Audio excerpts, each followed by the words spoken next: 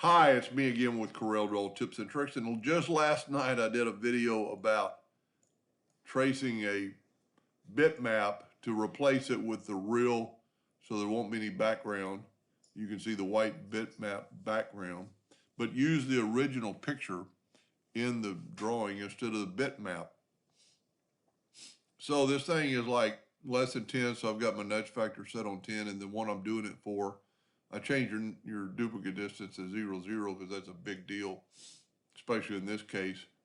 We're going to make a copy of that and just move it over there. We're going to take this one. I'm not going to do anything to it. I'm going to leave it the color it is, outline, trace, clip art.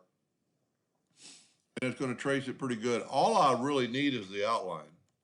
That's all I need. But what I'm going to do is I'm going to take the rectangle tool and fill it in with, let's say, red. No, I'm not even going to do that. I am going to use the rectangle, and I'm going to use the Smart Fill tool. That way I get an outline. I'm not going to move it, I'm going to nudge it. Now I'm going to take the Smart Fill tool on a different color, doesn't really matter. And I'm going to nudge that out of the way. And then I'm going to left click so it has no fill. And now I'm going to take my yellow box and move it to my original drawing. Let's just move that out of the way. And this is the original picture, so now, because I haven't moved it, I can nudge it down. And we're going to take both those objects and we're going to intersect them.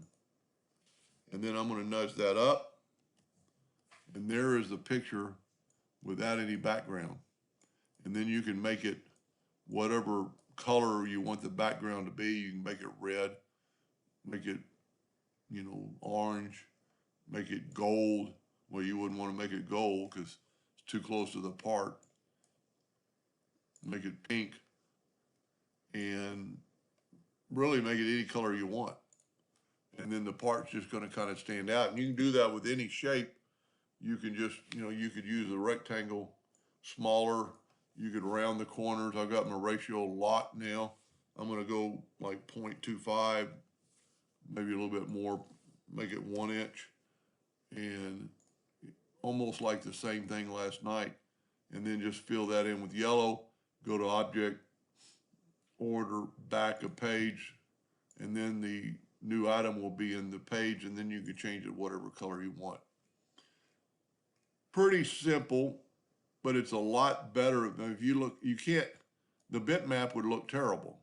Now this particular thing could be probably fixed, but with the shadows on this and the depth, this is the way to do it. And this worked out a lot better than the gentleman's last night because it was a lot cleaner image to start with.